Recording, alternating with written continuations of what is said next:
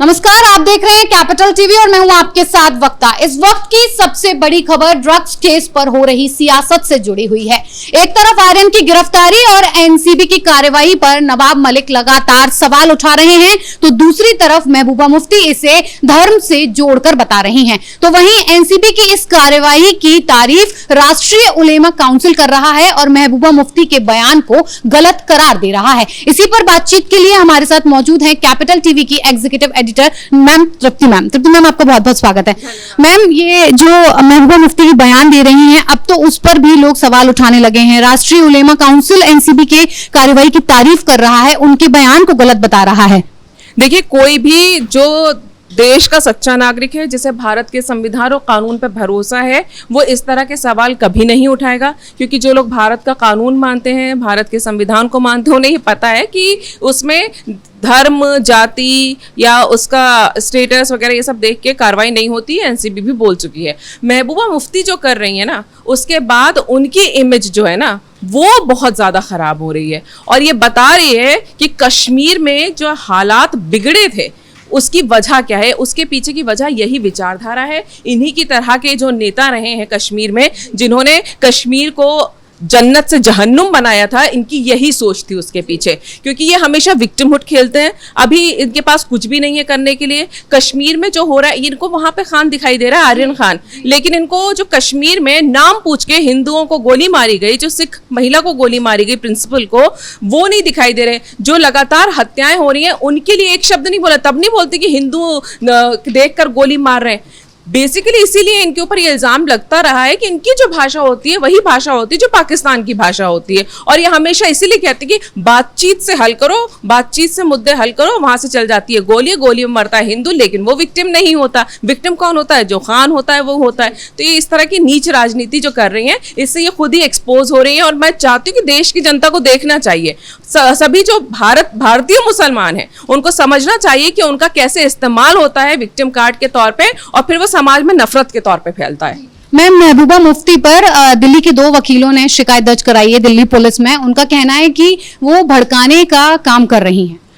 अच्छी बात है, शिकायत दर्ज करानी चाहिए, पूरे देश में करानी चाहिए। और भड़काने का काम कोई वो आज से नहीं कर रही हैं। अगर इनके जैसी पार्टियां कश्मीर में नहीं होती तो 90 के दशक में हिंदुओं का ऐसा नरसंहार नहीं होता। अगर ऐसी पार्टियां नहीं होती जो भड़काने का काम करती हैं, तो अलगाववादी इस तरह से कश्मीर में सर नहीं उठाते। अगर इनकी सोच देश के हित में होती, भारत के हित में होती, तो कश्मीर के अंदर जो हालात बने थे वो ऐसे नहीं होते। तो इनकी सोच है ऐसी। अब लोग अगर इस चीज को समझ रहे हैं और आवाज उठा रहे हैं और कानूनी पहलू को भी तलाश रहे हैं, तो बहुत अच्छी बात है। महबूबा मुफ्ती के बारे में जो लोग ये शिकायतें दर्ज करा रहे हैं, मैं तो कहती हूं पूरे देश में करानी चाहिए। और सबको, चाहे वो हिंदू हो चाहे फिर वो भारतीय मुसलमान हो, सबको महबूबा मुफ्ती जैसे नेताओं की इस सोच को सिरे से नकार देना चाहिए, क्योंकि ये देश के लिए तो हित में नहीं है। जी मैम। तो वहीं दूसरी तरफ एनसीबी ने 5 लोगों को और न्यायिक हिरासत में भेज दिया है, जो आर्यन के साथ ही गिरफ्तार किए गए थे, लेकिन आज उन्हें न्यायिक हिरासत में भेज दिया गया है। तो अब आगे क्या? क्योंकि बुधवार को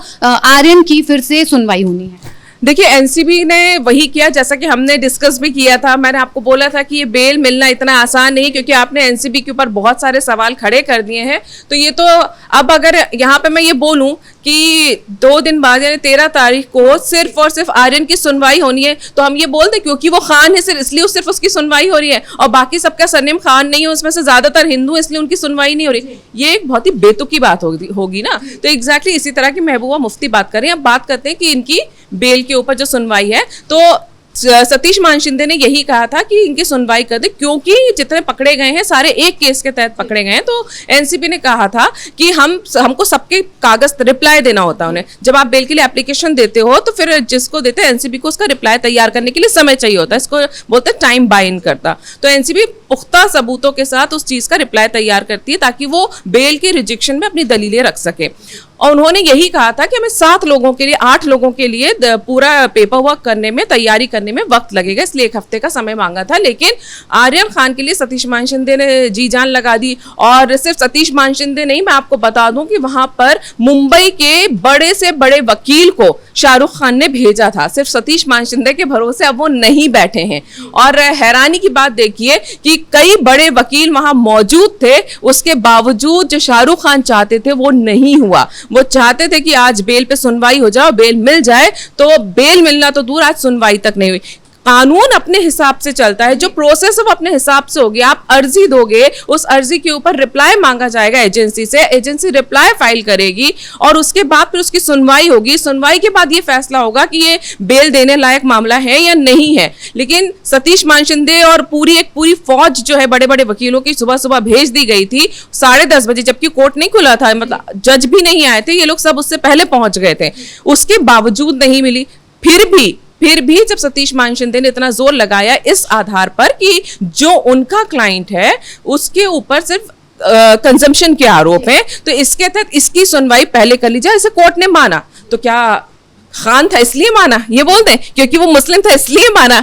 ये बहुत ही बेतुकी, क्योंकि इल्जाम ऐसा था कि ठीक है सुनवाई की जा सकती है इसके ऊपर, क्योंकि इतना गंभीर आरोप नहीं है। इसलिए उन्होंने तब भी 2 दिन का समय दिया एनसीबी को कि आप अपना रिप्लाई तैयार करें। वो चाहती तो 7 दिन का समय भी दे सकती थी, लेकिन एक के लिए तैयार करने में 2 दिन का समय काफी होता है, इसलिए उनको 13 तारीख तक का समय दिया गया है। एनसीबी अब पहुंचेगी और बाकी सबको न्यायिक हिरासत में भेज दिया गया। उन सबके लिए भी जवाब तैयार करेगी। वो सब भी उतना ही अधिकार रखते हैं सेशन कोर्ट में अपनी बेल की अर्जी लगाने का जितना आर्यन खान रखता है, और सबकी सुनवाई वैसे ही होगी जैसे आर्यन खान की होगी। तो इसमें कोई भेदभाव यहाँ कानून नहीं करता है, इसी से ये साबित होता है। पर मैम यहाँ पे जिस तरह से एनसीबी कार्रवाई कर रहा है, इतने लोगों की गिरफ्तारी कर रहा है, आज सुनवाई होनी थी, उसे 13 तारीख तक बढ़ा दिया गया है क्योंकि वो अपने जवाब दायर करेगा। तो अब कितना मुश्किल 13 तारीख को भी हो सकता है। क्या जमानत मिलेगी, नहीं मिलेगी, क्या?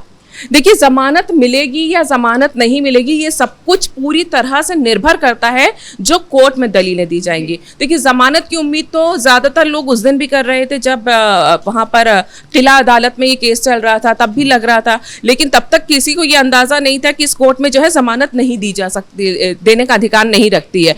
तो दलीलें तब भी एनसीबी ने ये नहीं कहा था कि ये जमानत नहीं दे या ऐसा हो या वैसा। उन्होंने तो तब यही कहा था कि यहाँ पे इसकी अर्जी नहीं लगाई जा सकती।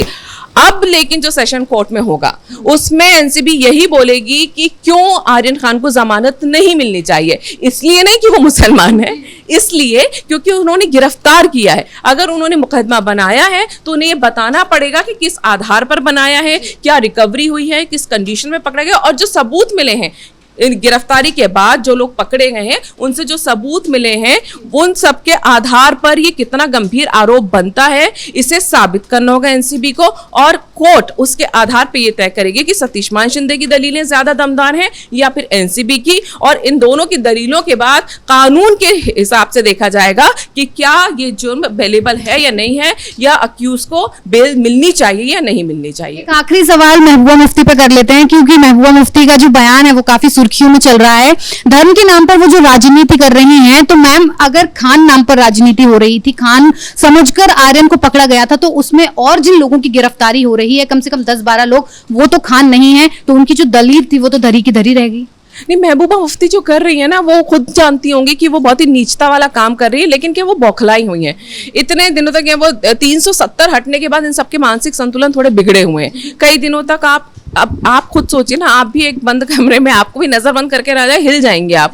आपने जो पॉलिटिक्स सेटअप की हुई थी, सारे अलगाववादी, ये सेटिंग वो सेटिंग, आतंकवादियों को, पाकिस्तानियों से जो जो उनके ऊपर इल्जाम लगते रहे, वो सब हिल जाए। आप जब बाहर निकले तो सिरे से जो है कश्मीर में एक अलग ही रंग देखने को मिले।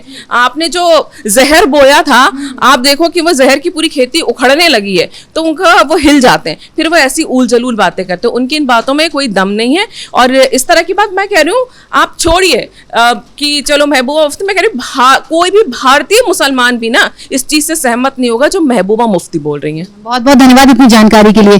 तो जिस तरीके की महबूबा मुफ्ती आरोप लगा रही हैं, एनसीबी की कार्रवाई पर बार बार सवाल उठा रही हैं, तो वहीं एनसीबी की कार्रवाई की राष्ट्रीय उलेमा खुद तारीफ कर रहा है और मुफ्ती के बयान को गलत बता रहा है। 13 तारीख को फिर आर्यन की जमानत याचिका पर सुनवाई होगी। तब तक के लिए बने रहिए कैपिटल टीवी के साथ। नमस्कार।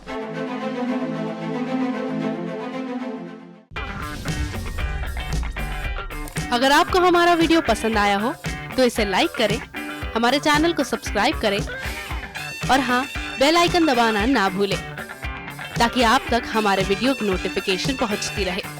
आप अपना सुझाव हमें कमेंट बॉक्स में दे सकते हैं। हमारे साथ जुड़ने के लिए शुक्रिया।